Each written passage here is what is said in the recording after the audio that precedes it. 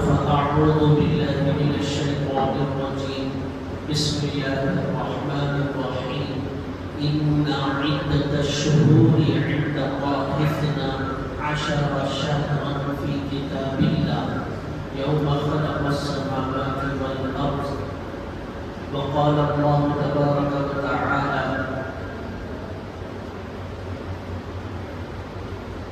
فاذكروني أذكركم واشكروا لي ولا تكفرون يا أيها الذين آمنوا استعينوا بالصبر والصلاة إن الله مع الصابرين ولا تقولوا لمن يقتل في سبيل الله أموات بل أحياء عند ربهم يرزقون صدق الله العظيم وصدق رسوله النبي الكريم محترم بزرگوں، عزیز دوستوں اور دینی بھائیوں، بہت اچھی طرح سے یہ بات سبھی جانتے ہیں، اسلامی اعتبار سے سال کا آغاز محرم الحرام سے ہوتا ہے۔ یکم محرم سال کا پہلا دن ہے، سال کی شروعات ہے۔ اس اعتبار سے دیکھا جائے تو یہ محرم الحرام کا مہینہ سال کے آغاز کا مہینہ ہے، اور اس مہینے کو لے کر معاشرے کے اندر، سماج کے اندر بہت قدردانی ہے، بہت احترام ہے، اور بہت کہیں نہ کہیں ادب کے ساتھ سلوک کیا جاتا ہے۔ اور اس کے برخلاف بھی دیکھنے کو ملتا ہے کہ محرم الحرام کے اندر بہت سی چیزیں ہیں جس کو ہم نے اپنے آپ سے گھڑ لیا ہے، حالانکہ اسلام نے نہیں بتایا، قرآن نے نہیں بتایا۔ ایسے بہت سے عقائد ہیں جو ہم نے بنا لیے ہیں، ہمارے اپنے بڑوں کو دیکھ کر ہم نے سیکھ لیا ہے، اور بہت سی ایسی باتیں ہیں جس کا تصور اسلام کے اندر ہے ہی نہیں، اور ہم اس مہینے کو لے کر ان باتوں کا چرچا کرتے ہی رہتے تھے۔ خاص طور سے اتنی بدعات ہیں، اتنی خرافات ہیں کہ ان بدعات اور خرافات کا تصور اسلام نے کہیں بھی نہیں کیا، بلکہ آپ دیکھیں گے اسلام دنیا میں آیا ہی ہے بدعات کو ختم کرنے کے لیے، خرافات کو ختم کرنے کے لیے، غلط عقائد کو ختم کرنے کے لیے، غلط نظریات کو ختم کرنے کے لیے، اور غلط پیغام کو مٹانے کے لیے اسلام آیا تھا، مگر ہم نے بالکل الٹا سبق لے لیا ہے، بالکل اپوزٹ رخ پر ہم چل رہے ہیں۔ سنت پر عمل کرنا ہے جس پر اجر ملتا ہے، ثواب ملتا ہے، اور اس سنت پر عمل کرنے سے زندگی کامیاب ہوتی ہے، اور انسان کی ہر وہ چیز جس کو وہ سنت کے مطابق کرتا ہے اللہ کی نظر میں محبوب اور پسندیدہ ہے۔ مگر ہم نے سنتوں کو ختم کر دیا ہے، رواجوں کے تابع ہو گئے، رواجوں کے تابع ہو گئے، رسم و رواج کے ہم مطیع ہو گئے، فرما بردار ہو گئے، اور رسم و رواج ہی کی سمت پر جانے کو اپنے لیے کامیابی ہم سمجھنے لگے۔ اسی لیے بھائیوں، دل نے چاہا کہ آپ کے سامنے محرم الحرام سے متعلق جو فضیلت ہے، اور محرم الحرام کو لے کر جو چیزیں کی جاتی ہے جن کا کرنا نہیں ہے، اور جو چیزیں نہیں کی جاتی ہے جن کا کرنا ہے، وہ آپ کے سامنے بیان کرنے کی کوشش کروں گا۔ سب سے پہلے ایک بہت بڑی غلط فہمی معاشرے اور سماج کے اندر ہے، وہ یہ ہے کہ محرم الحرام کو نواسۂ رسول حضرت امام حسین کی شہادت کی وجہ سے تقدس ملا، احترام ملا۔ یہ مہینے کو اگر امام حسین کی شہادت پیش نہیں آتی تو یہ مہینہ قابل احترام نہیں ہوتا۔ اس طرح کے غلط فہمی ہے، حالانکہ معاملہ بالکل اپوزٹ ہے۔ آپ کے سامنے کلام پاک کی ایک آیت شریفہ پڑھی گئی، ان عدت الشہور عند اللہ 12 عشر شهرا في كتاب الله يوم خلق السماوات والأرض منها أربعة حرم ذلك الدين القيم. اللہ نے صاف فرمایا سال میں جو 12 مہینے ہیں وہ سارے کے سارے مہینے اللہ کے بنائے ہوئے ہیں. کوئی بھی مہینہ اللہ کے بنائے بغیر نہیں بنا، بلکہ ہمارا عقیدہ ہے دنیا کی کوئی بھی چیز اس وقت تک وجود میں نہیں آئی جب تک کہ اللہ نے نہیں چاہا، چاہے وہ ذرہ کیوں نہ ہو، چاہے وہ درخت کا پتا کیوں نہ ہو. یہ سارے کے سارے کل عدم تھے، معدوم تھے، اللہ نے ان کو وجود بخشا. یہ ایک مومن کا عقیدہ ہے. تو اس آیت شریفہ میں فرمایا گیا اثنا عشر شہرا فی کتاب اللہ یوم خلق السماوات والارض.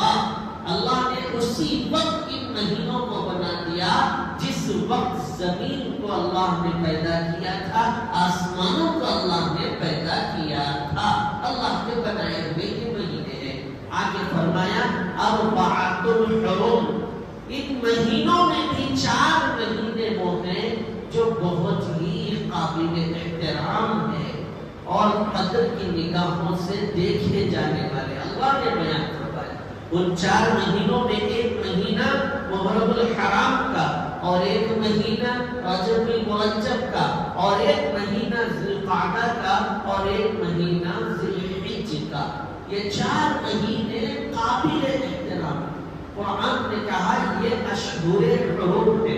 اشہر حرم کا مطلب یہ ہے بھائیوں کہ دنیا میں جتنے ظالم ظلم کرتے تھے اور جتنے جنگجو جنگ کرتے تھے اور جتنے قتال کرنے والے قتال کرتے تھے، لوٹ مار کرنے والے لوٹتے تھے، ظلم و زیادتی کرتے تھے، جیسے ہی یہ مہینے شروع ہو جاتے محرم الحرام کا چاند وہ دیکھ لیتے، جنگ کرنے والا جنگ سے رک جاتا تھا، چور چوری سے رک جاتا تھا، زانی زنا سے رک جاتا تھا، قتل و قتال کرنے والا قتل و قتال سے رک جاتا تھا، جبکہ وہ کافر تھے.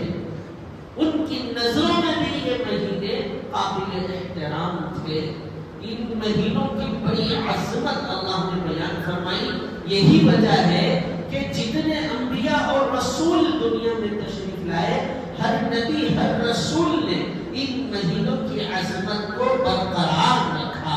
حضرت آدم سے لے کر حضرت نبی پاک صلی اللہ علیہ وسلم تک جتنی پیغمبر و پیغمبرانہ ہستیاں تشریف لائی ہے، کوئی نبی کوئی رسول ایسا نہیں ہے جس نے ان 4 مہینوں کے احترام کو ختم کیا. ہر دور ہر زمانے میں قابل احترام مانے گئے ہیں. تو آپ بتائیے نواسۂ رسول حضرت امام حسین کی پیدائش کب ہوئی اور قرآن کب نازل ہوا؟ امام حسین کی پیدائش ہوتی ہے بعد میں اور قرآن کا اعلان ہوتا ہے سب سے پہلے.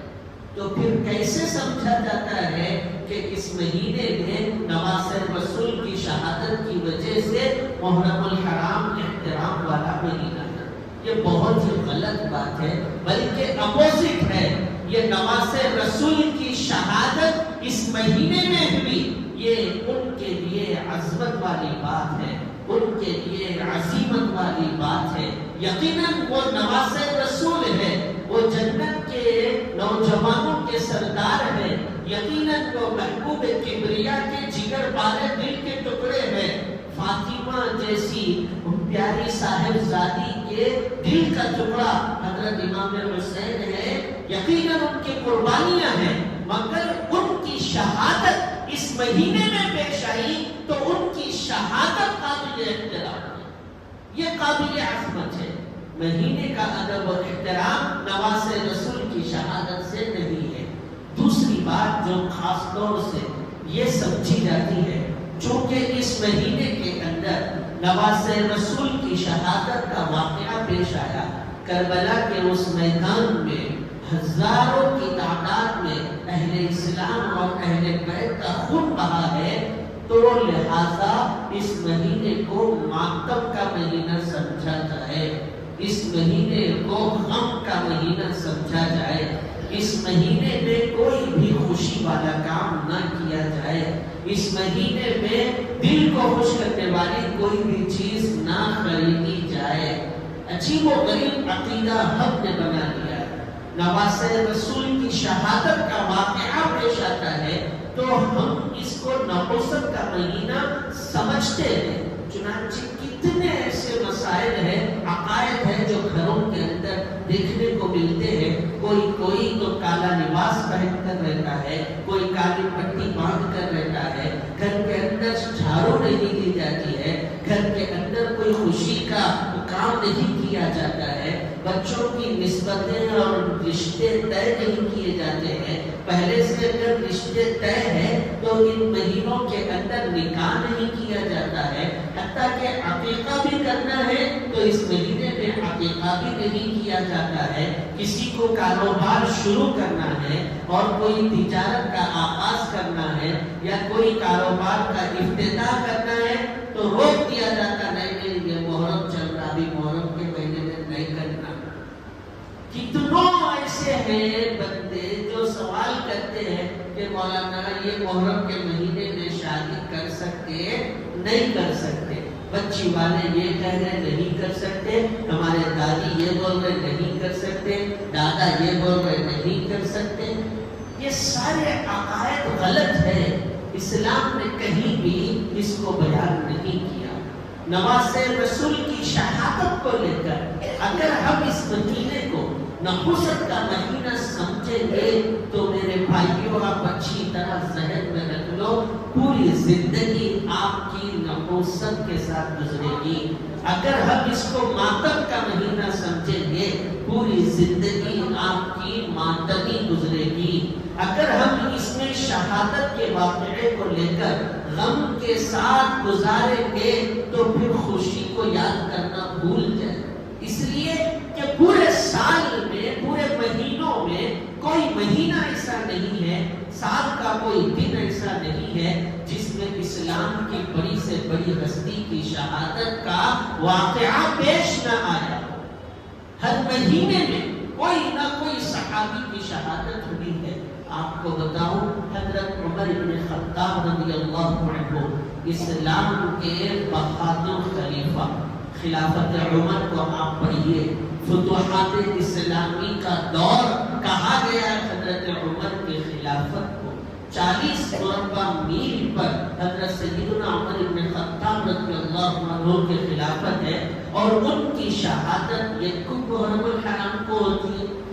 محرم کی ایک تاریخ کو حضرت عمر بن خطاب رضی اللہ عنہ کی شہادت کا واقعہ پیش آتا ہے، اور کوئی بھی یکم محرم الحرام کو ماتم کا دن نہیں کہتا، اور کوئی بھی یکم محرم الحرام کو غم کا دن نہیں کہتا۔ 10 محرم الحرام کو چونکہ نواسہ رسول کی شہادت کا واقعہ پیش آیا ہے تو اس دن غم کا دن کہا جاتا ہے اور بولا جاتا ہے، پڑھایا اور سمجھایا جاتا ہے۔ آپ بتائیے، حضرت عمر بن خطاب رضی اللہ عنہ رشتے میں رسول اللہ صلی اللہ علیہ وسلم کے سسر ہے، اور سسر کا مرتبہ باپ کے مرتبے کے برابر ہے، اور نواسہ رسول یہ شہزادی جنت حضرت فاطمہ رضی اللہ عنہا کے بیٹے ہیں، اور نواسہ بیٹے کے درجے میں ہوتا ہے، اور باپ کے درجے میں جو خلیفہ ہے ان کی شہادت پیش آتی ہے تو اس دن کوئی بھی غم اور نحوست نہیں کہتا ہے، اور 10 محرم الحرام کو جو بیٹے کے درجے میں ہے ان کی شہادت پیش آتی ہے تو فوراً نحوست کا مہینہ شمار کیا جاتا ہے۔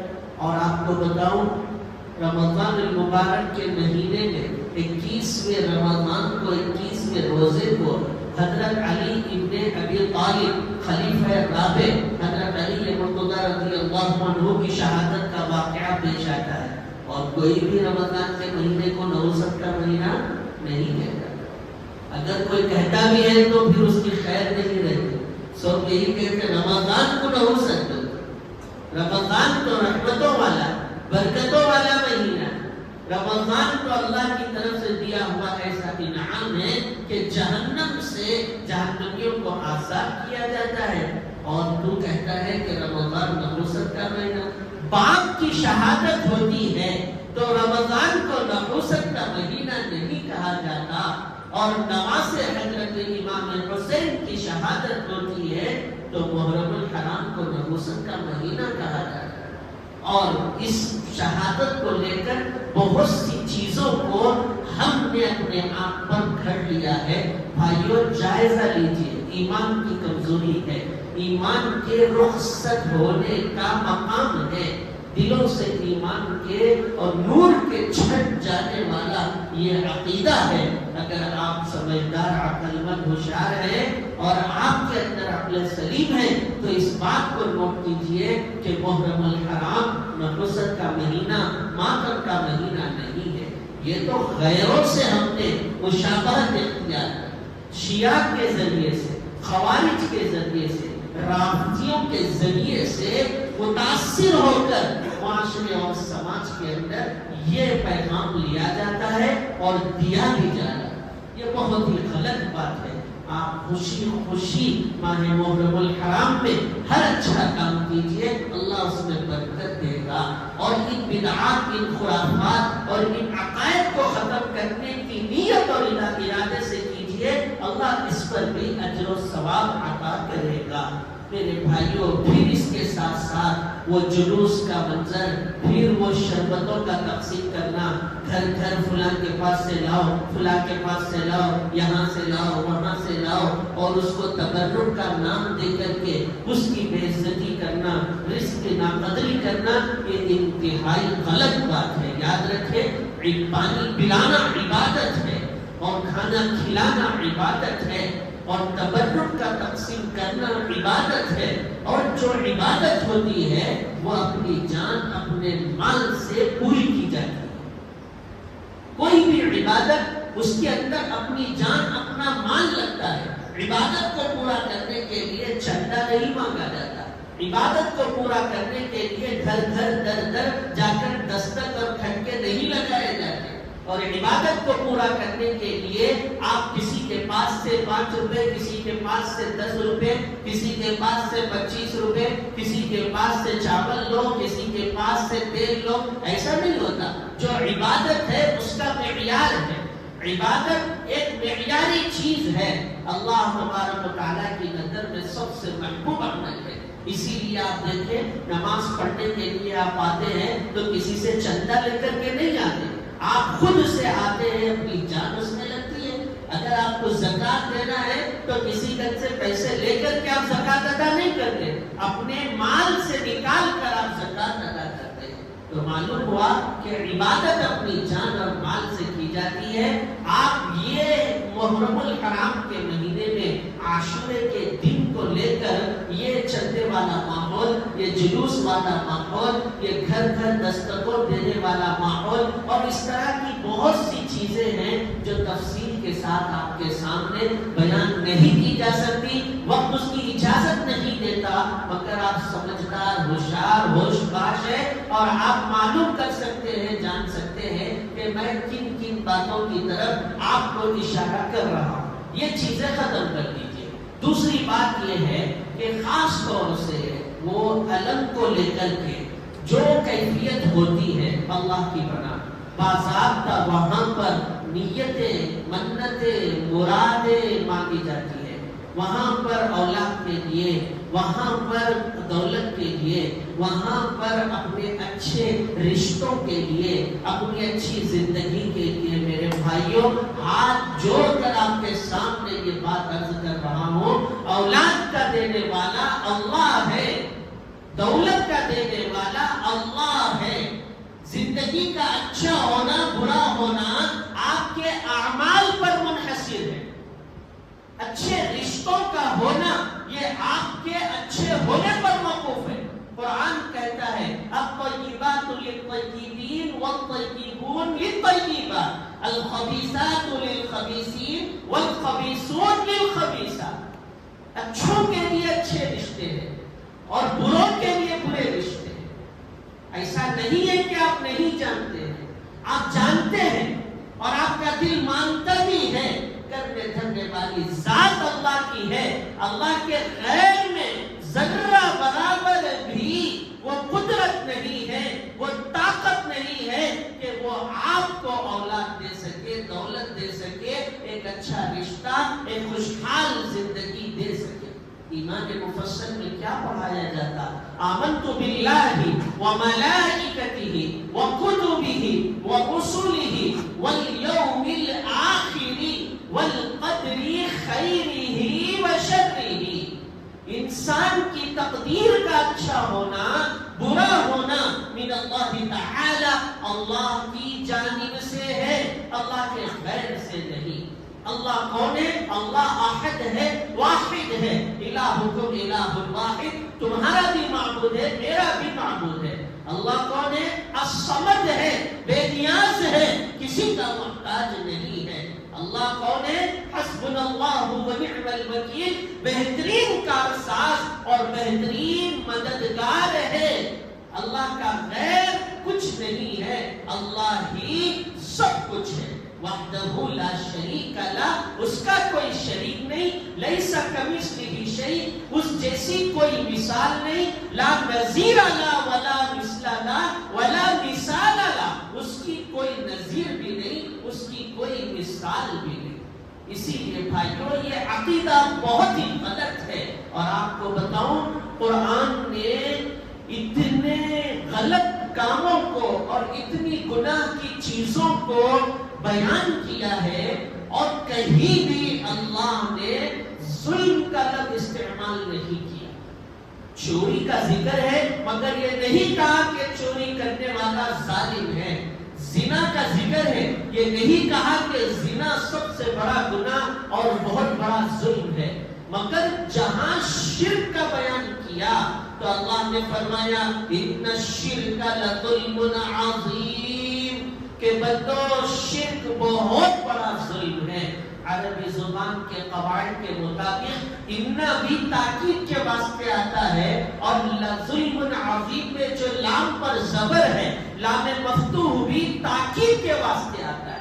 جب کوئی اہم بات بتانی ہوتی ہے تو ہم تاکید کے ساتھ اپنے بچوں کو نصیحت کرتے کہ بیٹا دیکھو اس بیگ کے اندر وہ پیسے رکھے ہیں، ان پیسوں کو دیکھتے رہنا، کہیں وہ پیسے گر نہ جائے، چوری نہ ہو جائے۔ تو اللہ نے بھی تاکید کے ساتھ، ایک نہیں دو تاکیدوں کے ساتھ بیان فرمایا کہ شرک بہت بڑا ظلم ہے، اور یہ جو کچھ کیا جاتا ہے یہ سارا کا سارا شرک ہے۔ اور قرآن نے کیا فرمایا بھائیو؟ ان اللہ لا یغفر ان یشرک بہ ویغفر ما دون ذلک لمن یشاء، کہ میرے بندے تو آسمان کے تاروں کے برابر گناہ لے کر آ، زمین کے ذرات کے برابر گناہ لے کر آ، سمندروں کی مچھلیوں کے برابر گناہ لے کر آ، درختوں کے پتوں کے برابر گناہ لے کر آ، میری عزت و جلالت کی قسم ہے میں اپنے شان رحیمی اور کریمی سے تجھے معاف کر سکتا ہوں، معاف کروں گا، مگر تو شرک کو ذرہ برابر بھی لے کر آئے گا تو پھر تو میرے قہر کا سامنا کرے گا، میں تجھے ذرہ برابر بھی معافی نہیں دوں گا۔ اسی لیے یہ غلط عقائد کو ختم کیجئے۔ کرنے کے صرف دو ہی کام ہیں۔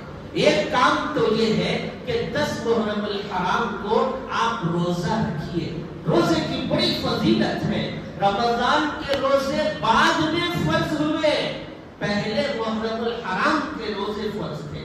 محرم کا روزہ فرض تھا، رمضان کے روزے بعد میں فرض ہوئے، تو معلوم ہوا کہ رمضان کے روزوں سے بھی زیادہ فضیلت اور اہمیت پہلے محرم الحرام کے روزے کو تھی۔ جب رمضان کے روزے فرض ہوئے تو محرم کے روزے کی فرضیت ختم ہو گئی، مگر اس کی سنیت باقی ہے، اس کا باعث اجر و ثواب ہونا باقی ہے۔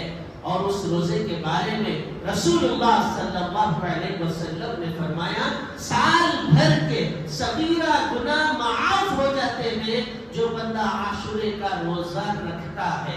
ایک گناہ ہوتا صغیرہ جو نیک اعمال سے معاف ہو جاتے ہیں، اور ایک گناہ ہوتا کبیرہ، اور یہ کبیرہ گناہ توبہ سے ہی معاف ہوتے ہیں۔ اور اس سے بھی بڑھ کے حقوق العباد کی قبیل سے جو گناہ ہے وہ تو اس وقت تک معاف نہیں ہوتا جب تک کہ بندے سے معافی نہ مانگی جائے اور حق والا اپنے حق کو معاف نہ کر دے۔ نیت کا یہ ترتیب اور یہ طریقہ اسلام میں بیان کیا گیا ہے۔ تو بھائیو، رسول اللہ نے فرمایا عاشورے کا روزہ سال بھر کے صغیرہ گناہوں کو معاف کر دیتا ہے، اور اللہ کے نبی صلی اللہ علیہ وسلم نے یہ بھی فرمایا کہ لوگوں، ایک دن کا جو روزہ رکھا جاتا ہے، اصل میں اس کا پس منظر یہ ہے کہ رسول اللہ مکہ سے مدینہ ہجرت کیے تو مدینے کے اطراف میں یہودی قبائل موجود تھے، تو یہودی 10 محرم الحرام کو روزہ رکھتے تھے۔ رسول اللہ صلی اللہ علیہ وسلم نے اور صحابہ نے معلوم کروایا آخر یہ روزہ کیوں رکھ رہے ہیں؟ تو ان یہودیوں نے کہا کہ 10 محرم الحرام کو روزہ اس لیے رکھا جا رہا کیونکہ 10 محرم الحرام کو اللہ نے ہمارے نبی حضرت موسیٰ کو فرعون سے نجات دی اور بحر قلزم میں فرعون کو غرق کر دیا۔ موسیٰ کو اور موسیٰ کے ماننے والوں کو اللہ نے اس سمندر سے پار کروایا، تو ہم شکرانے کے طور پر عاشورے کے دن یعنی 10 محرم الحرام کو روزہ رکھتے ہیں۔ اللہ کے نبی صلی اللہ علیہ وسلم نے فرمایا انا احق بموسیٰ، ہم تو زیادہ حقدار ہیں کہ موسیٰ کی نجات کے لیے اور فرعون کے غرق ہونے پر ہم زیادہ حقدار ہیں، تو ہم روزہ کیوں نہ رکھیں؟ رسول اللہ نے خواہش ظاہر کی کہ پیارے صحابہ ہم بھی عاشورے کا روزہ رکھیں گے، مگر یہودیوں سے مشابہت نہ ہو جائے، اسی لیے آئندہ سال اگر میں باحیات رہا تو ایک دن نہیں 2 دن روزہ رکھوں گا، 9 اور 10 کو رکھوں گا یا 10 یا 11 کو رکھوں گا۔ اللہ کی مرضی، اللہ کی حکمت اللہ جانتے ہیں۔ آئندہ سال محرم کا مہینہ آنے سے پہلے ہی رحمت دو عالم صلی اللہ علیہ وسلم دنیا سے پردہ فرما گئے، مگر رسول اللہ کی خواہش اور آپ کی زبان مبارک سے نکلا ہوا ایک لفظ امت کے لیے راہ عمل ہے، اسی لیے اس دور سے لے کر آج تک محرم الحرام کے 2 روزے رکھے جاتے ہیں۔ اللہ کے نبی نے عبادت میں بھی محرم الحرام کے ایک روزے میں کہیں غیروں سے مشابہت نہ ہو جائے اس کی بھی خلاف ورزی کی ہے۔ یہ کرنے کا کام ہے، اس کا احترام کیجئے۔ اور دوسرا کام یہ ہے کہ آپ کثرت سے درود پاک پڑھتے رہیے، کثرت سے استغفار پڑھتے رہیے، نمازوں کا اہتمام کیجئے، اللہ سے دعائیں مانگیے۔ محرم کے مہینے میں نفل روزے بھی رکھنا ہے تو آپ وہ بھی رکھ سکتے ہیں، یہ ضروری کام ہے، اس کو انجام دیجئے، اور جو نہیں کرنے کے کام ہے اس سے بچیے۔ اللہ سے دعا ہے کہ اللہ پاک کہنے سننے سے زیادہ عمل کی توفیق نصیب فرمائے۔ اللہ ماہ محرم الحرام کو لے کر معاشرے اور سماج کے اندر جو غلط عقائد اور بدعات اور خرافات ہیں اس کا خاتمہ فرمائے۔ وآخر دعوانا ان الحمد للہ رب العالمین۔